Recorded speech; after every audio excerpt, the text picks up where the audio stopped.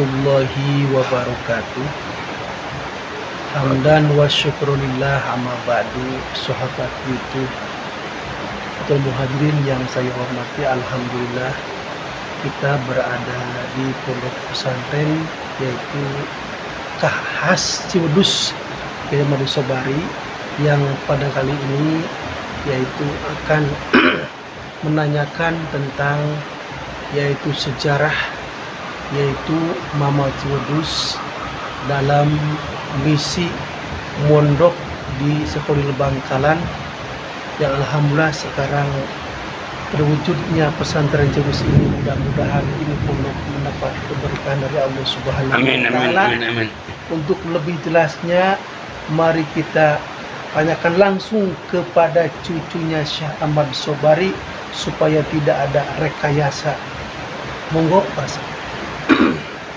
Assalamualaikum warahmatullahi wabarakatuh. Waalaikumsalam Mungkin warahmatullahi.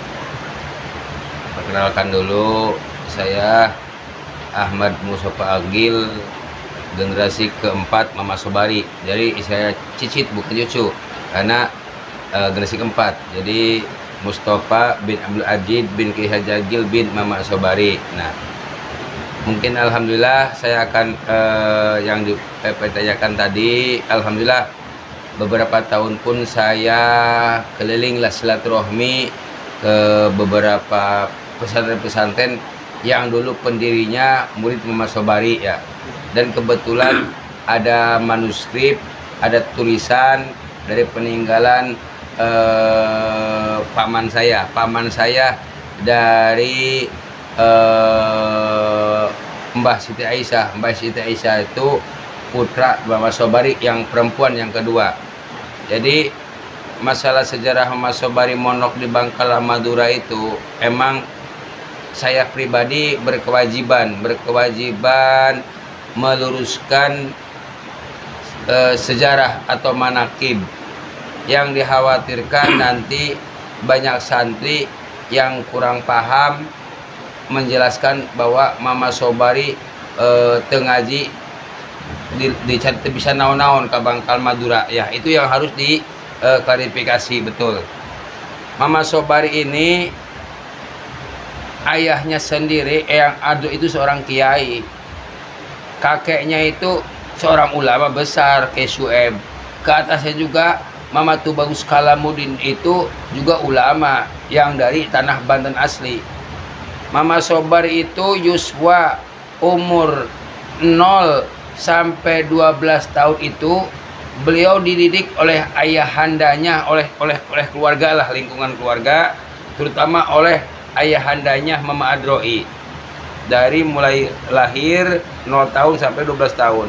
Nah, dalam riwayat Mama Sobari itu yuswa dalam umur 12 tahun tuh udah hafal Al-Quran, udah hafal Alfiyah Ibnu Malik, dan udah bisa membaca kitab dari yang Safinah sampai Takrib. Artinya Mama Sobari 12 tahun tuh udah termasuknya udah alim lah, lamun tingkatan ayat lamun ge geus bisa jadi ajangan kan gitu. Al-Quran geus hafal, Alfiyah geus ngolotok, Imriti geus apaleun kan gitunya. Ngaji kitab gundul nu gondrong pun, yang gundul atau gondrong itu udah bisa dan sebagainya. Mama Sobari itu karakternya orangnya penasaran, tidak puas dengan keilmuan yang hanya didapat oleh dari ayahandanya sendiri, tidak puas. Sehingga yuswa 12 tahun itu minta izin kepada ayahandanya ingin menimba ilmu di luar pesantren sendiri, di luar pesantren Ciwedus. Sehingga Mama Sobari 12 tahun keluar dari pesantren Ciwedus melanglang buana dari satu pesantren ke pesantren lain. Jadi Mama Sobari itu tidak langsung ke Bangkalan Madura. Dari Ciwedus itu masuk ke pesantren satu. Nah, Mama Sobari seorang santri yang tidak mau ketahuan jati dirinya, siapa dirinya Sobari itu. Nah, jadi satu pesantren datang ke satu pesantren oleh kiai nak lamun mamaku ajangan anak, oh apa lem. Iya Mama Sobari itu dari silsilah biologisnya nyambung ke Kanjeng Sultan Nasin Banten sampai ke Syarif Hidayatullah. Secara dohir ilmu syariatnya udah mumpuni, bisa ngaji ya budak teh. Sehingga Mama Sobari itu bahasa suasunya sok dimulai. Ku ajangan teh. Mama Sobari pindah lagi dari satu pesantren. Pesantren yang satu lagi pun ketahuan bahwa Mama Sobari itu anak seorang kiai keturunan dari Kanjeng Sultan Nasin Banten, sehingga dimulai bahasa orang Sunda namahan begitu. Nah, Mama Sobari terbetah karena Mama Sobari seorang santri yang pertama tidak mau ketahuan jati dirinya, teu menyombongkan turunan aing, turunan anak kiai, aing anak ajangan. Mama Sobari seorang santri yang tidak mau ketahuan jati dirinya, siapa Mama Sobari, dan tidak menyombongkan keturunannya. Singkat cerita, beberapa pesantren, satu pesantren ada yang seminggu, ada yang sebulan, bahkan ada yang 1 hari, ada yang 3 bulan, sehingga terakhir dalam hirlah perjalanan dari Kuningan sini arah ke Jawa istilahnya, sehingga terakhir di Bangkalan Madura. Datanglah ke pondok pesantren Syekh Khalil Al-Bangkalani, sehingga Syekh Khalil seorang waliullah melihat kedatangan seorang santri dari Basyiroh pandangan Syekh Khalil, kebersihan hatinya, makomnya udah menjadi wali. Melihat Sobari datang ke Bangkalan Madura, penglihatan Syekh Khalil, ini santri bukan santri sembarangan. Ketahuan darahnya, mengalir darah dari Kesultanan Banten sampai Kanjeng Sinuhun Sunan Gunung Jati Cirebon. Udah alim beliau, udah ketahuan, udah punya ilmu syariat yang begitu mumpuni dan sebagainya, sehingga Syekh Khalil tersebut menguji ke Mama Sobari. Sobari, geus deh, kamu mah gak usah ngaji. Karena Syekh Khalil tahu Mama Sobari udah secara ilmu dohir mah udah bisa, udah alim, mumpuni, dan tahu silsilah biologisnya pun sampai ke Kanjeng Sultan Nasin Banten, sambung ke Syarif Hidayatullah, sehingga bab mengembala domba ini nguji Mama Sobari sungguh-sungguh enggak mau ngaji ke Syekh Khalil, ujian. Lamun cek orang bahasa Sunda nama ngetes. Kan gitu, ngetes, nguji, bener-bener henteu ya, kan gitu. Sehingga Mama Sobari seorang yang ingin futuh ilmunya, ingin terbuka seluruh ilmunya. Mama Sobari sampai tidak panjang lebar, tidak banyak tanya. Sobari ieu bambe geura angon bae maneh mah kumaneh, maka itu Mama Sobari tak pandang nanya, tak banyak nanya, membawa kambing ke hutan belantara dan sebagainya. Singkat cerita, tahun demi tahun datanglah dari Cibudus ini ke Syekh Khalil Bangkalan Madura, karena mendapat informasi bahwa anaknya mondok di Syekh Khalil Al-Bangkalani, sehingga datang dari sini ke sana. Assalamualaikum ya Syekh. Waalaikumsalam. Dari mana? Dari Kuningan, Jawa Barat. Tujuan? Ya tujuannya mah informasi anak saya kan mondok di sini Syekh. Saya udah tua, butuh penerus karena kakak kandungnya saya udah mukimkan di daerah Bobos, Cirebon. Kakak yang satunya udah di Karamuncang, Mbah Abdul Ajid. Mbak Idis yang pertama di Bobos, Mbah Abdul Ajid di Karamuncang. Mama Kiai Haji Yasin di Babakan Jati. Ini Sobari itu anak laki-laki yang kecil yang didambakan untuk melanjutkan estafet kepemimpinan di pesantren Ciwedus.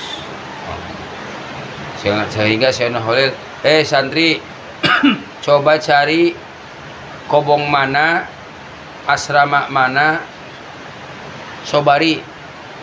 Singkat cerita, dicarilah Sobari, dikirain diam di kobong, sehingga santri menyari berbagai komplek. Terus mama suruh santri nak ke Syekh Khalil, tidak ada yang namanya Sobari di kobong manapun. Kau masa sih nggak ada? Ma, carilah sekali lagi. Cari sekali lagi, tidak ada mama. Syekh Khalil bingung. Syekh. Kira-kira sampean dulu nitip udah berapa tahun mondok sini? Ya diperkirakan kurang lebih 15 tahun lebih lah. Saya merenung. Ingat 15 tahun lebih ke belakang, mungkin lebih 15 tahunnya. Ingat menyuruh seorang santri untuk menggembala domba. Singkat cerita, dipanggillah santri. Santri, coba cari sekarang sebelah timur sana santri yang lagi menggembala domba. Tanya siapa namanya, asal dari mana. Kalau namanya Sobari, asal dari Ciwedus Kuningan, suruh pulang sini. Bilang bahwa ada ayahnya yang menjemput ke sini, suruh pulang. Singkat cerita, santri keliling di hutan belantara yang hijau, yang banyak kambing dan sebagainya di sana. Singkat cerita, ditemukanlah. Assalamualaikum, waalaikumsalam. Sampai dengan siapa? Sobari. Asal mana? Ciwedus Kuningan. Jang, santri ke sini. Ini ada yang dicari oleh Mama Khalil.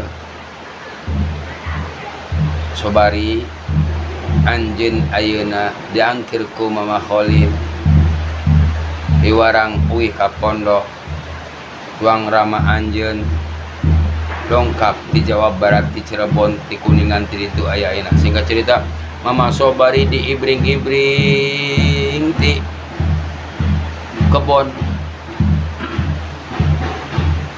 Dongkap kapasan. Assalamualaikum, waalaikumsalam.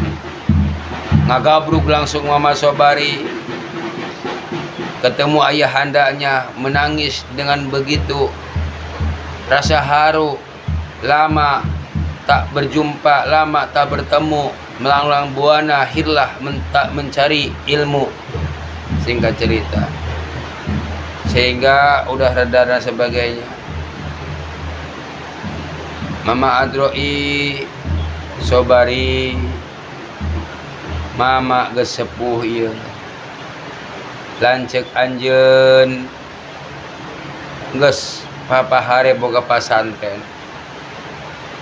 Lancek anjeun numpang sepuhna tuh dibobos muka pasantren mukimna. Nu kadua di Karangmuncang, nu katilu di Desa Babakan Jati. Ieu mama gesepuh wayahna itu pasantren kudu diteruskeun.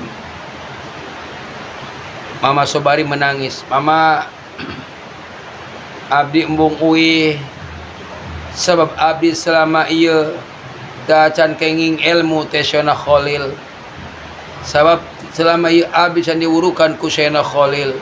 Abdi moal uih sabab abdi can menang ilmu ti Syekh Khalil. Kaget. Keke jang kunaon jang?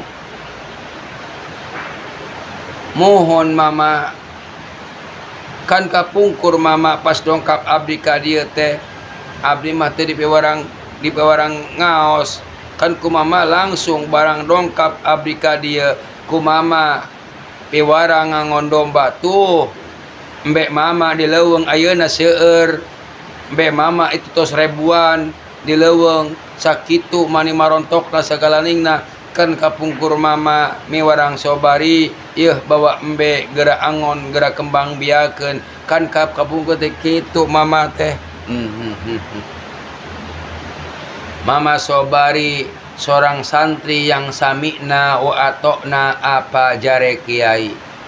Sobari ieuh bawa embe teu nanya mama engke wangina wih ka kobong henteu. Mama ke wangina mamna di mana dahar henteu. Sehingga Sayyidina Khalil menangis melihat santrinya yang begitu taat sami'na wa atoknya. Berarti anjeun ari teungi tara wih ka pondok sobari tara mama. Kan kapungkur mama teu nyarios.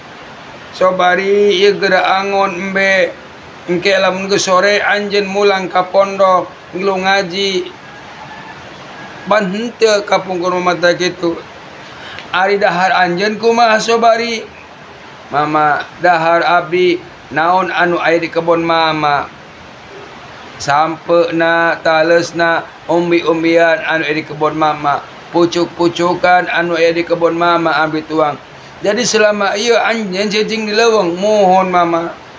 Tempat sare maneh di mana? Ngiuh-ngiuh bae di tetangkalan anu ieuh dan sebagainya. Sehingga Mama Khalil begitu ternyuhnya, begitu luar biasanya seorang punya seorang santri yang sami'na wa ata'na. Dah. Syekh, Kiai. Jangan dulu pulang ya, nunggu. Nanti saya akan berdoa kepada Allah. Saya malu andaikan saya punya santri tidak menjadi waliullah, andaikan saya punya santri tidak menjadi ulama besar, saya malu. Tunggu. Sehingga hei santri, persiapkan, bersihkan masjid, bersihkan tempat apapun. Nanti kita mengadakan istighosah kubra, mengadakan munajat kepada Allah. Sebab kula isin lamun boga santri teu bisa ngaji, boga santri teu jadi wali Allah. Sehingga singkat cerita Mama Khalil, Sayyidina Khalil mengadakan riadoh, mengadakan bermunajat kepada Allah, minta petunjuk bagaimana ini punya santri yang belum dididik tapi udah dibutuhkan di kampungnya, yang begitu tahun-tahun mengabdi tak pernah mengaji di Sayyidina Khalil, mengabdi menggembala domba dan sebagainya. Singkat cerita, dah kesempatan dapat petunjuk, dah kumpul. Singkat cerita, dah alhamdulillah Kiai sobari geus aya ujian be langsung. Anjeun geus lebih masantren di dia 15 tahun lebih di dia. Ujian langsung. Naon ujianana? Iya. Kula geus menang petunjuk sobari ieu inum cai laut. Lamun cai laut ieu asin anjeun teu lulus. Lamun cai laut ieu amis anjeun lulus. Pek geura mulang ka Cirebon, ka Ciudus ka Kuningan itu. Kumaha sobari amis asin. Asin mama. Geus sakali deui. Kedua kalina. Amis asin. Geus sekali deui. Nista majar utama. Sobari ieu geura inum cai laut. Lamun cai laut ieu teu dek abis amis, kula bakal digorok hareupeun tuang rama anjeun. Sabab kula isin lamun boga santri teu jadi waliullah, kula isin lamun jadi santri teu menjadi ulama-ulama besar di Nusantara. Minum. Apa yang terjadi? Asin amis sobari. Mama sobari tidak menjawab. Mama Sayyidina Khalil, mangga abdi pasrah semerah lamun cek orang Sunda nama. Bare digorok bare kumaha bege mangga man ma abdi pasrah semerah ka mama. Da geuning cai laut ieu teh asin teu amis-amis. Apa yang terjadi? bukan gorokan, bukan penggalan leher Sayyidina Khalil, tapi pelukan yang begitu hangat, pelukan yang begitu dengan penuh cinta dan kasih sayang, dengan tangisan yang begitu membahagiakan. Sobari, anjen lulus, anjen lulus, anjen lulus, anjen mimba dil aulia, anjen anu punya tugas perjuangan kula untuk berdakwah di Jawa Barat. Sehingga menangislah ayahnya Mama Sobari, bahwa Mama Sobari mendapatkan doa yang begitu luar biasa dari maha gurunya Sayyidina Khalil.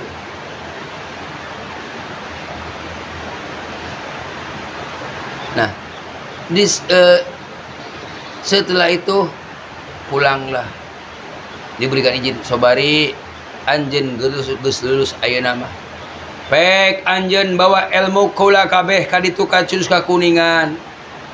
Geura sebarkeun di Ciurus di Kuningan kan gitu, jeung teruskeun perjuangan tuang rama anjeun karuhur-karuh anjeun di Ciurus ditu. Mama Sobari dan pulang. Sebelum pulang, saya ijazahkan ini sebuah sholawat. Saya dulu diajarkan oleh Nabi Khidir alaihissalam kepada saya ajarkan lagi kepada sampean Sobari, kepada Ayahanda Adroi, sholawat. Nanti Kiai, lamun Sobari di perjalanan sare kulam, anjen tong digugah kenya. Oh, singkat cerita, datanglah dari Bangka Madura naik sampai ke Cirebon. Di Cirebon pun Mama Sobari terbangun menangis. Menangis yang begitu dahsyatnya oleh ayahandanya. Sobari, aya naon anjeun begitu nangis? Mama, saya menangis bukan karena sedih. Saya menangis bukan karena rasa sakit, tapi saya menangis, Mama, begitu gembiranya, bahagianya Mama. Tadi dalam perjalanan, waktu saya tidur Mama, nuju abdi kulum teh Mama, abdi bermimpi bertemu dengan Rasulullah sallallahu alaihi wasallam. Abdi langsung diurukan ku pangresa baginda agung Nabi Muhammad sallallahu alaihi wasallam berbagai macam disiplin ilmu. Oh, menangislah, alhamdulillah. Kegembiraan ayahandanya bahwa dalam satu riwayat barang siapa mimpi dengan Rasulullah benar adanya, karena Rasulullah tidak pernah bisa diserupakan oleh jin, setan dan sebagainya. Singkat cerita, pulanglah ke Ciwedus kurang lebih pada tahun 1870-an. Nah, itulah sekelumit Mama Sobari. Jadi hikmah daripada manakib ini walaupun sangat singkat. Pertama, Mama Sobari seorang santri yang haus ilmu, rasa tercukup baik ilmu teh padahal mah geus pinter geus alim. Kedua, Mama Sobari seorang santri yang tidak mau ketahuan jati diri, teu sombong ku silsilah, teu ngagungkeun silsilah, aing anak kiai, aing anak ajengan, aing turunan anu. Mama Sobari seorang santri yang tidak sombong, yang tidak mau ketahuan jati dirinya bahwa beliau cucu sultan, bahwa beliau anak kiai. Yang ketiga, Mama Sobari seorang santri yang sami'na wa ata'na apa jare kiai, sehingga bisa futuhnya Mama Sobari berkah sami'na wa ata'na apa jare Sayyidina Khalil. Sehingga kalau kita membaca Mama Sobari mah diisi ilmu oleh Sayyidina Khalil. Minum air tuh diinuman ku Sayyidina teh diibaratkan Mama Khalil lagi memberikan ilmu ke Mama Sobari. Luasnya ilmu Mama Sobari bagaikan luasnya samudra, lautan dan sebagainya. karena berkah taat kepada Sayyidina Khalil, sehingga Mama Sobari dididik, diberikan, dieusian ilmu ku Sayyidina Khalil Al-Bangkalani, sehingga butuhnya dan yang nanti dalam perjalanannya kakak kelasnya yang lebih dulu mondok di Sayyidina Khalil, yaitu Syekhuna Mama Kiai Haji Sujai Kudang Tasikmalaya, yang disuruh lagi mondok ke Mama Sobari, karena Mama Kudang dari Tasik datang ke Sayyidina Khalil mau ngaji lagi, ternyata disuruh ngaji ke Mama Sobari pun. Itu juga nanti selanjutnya manakib siapa murid-murid Mama Sobari, penyebarannya sampai daerah mana, dan sekarang adakah pesantren yang sanadnya masih ke Mama Sobari. Itu saja mungkin sekelumit tentang manakib Mama Sobari. Jadi intinya Mama Sobari datang ke Bangkal Madura udah orangnya santi, udah alim, geus bisa baca kitab gundul jeung gondrong. Jangan sangka Mama Sobari can bisa naon-naon ka Sayyidina Khalil, salah. Mama Sobari geus alim secara dohir, secara ilmu syariat, karena belajar ke Sayyidina Khalil itu belajar tentang kewalian, bagaimana memperbaiki ruhaninya. Di leuweung geledegan Mama Sobari 15 tahun lebih tak punya teman untuk berbicara, teu gibah jeung namimah, ngobrol jeung embe.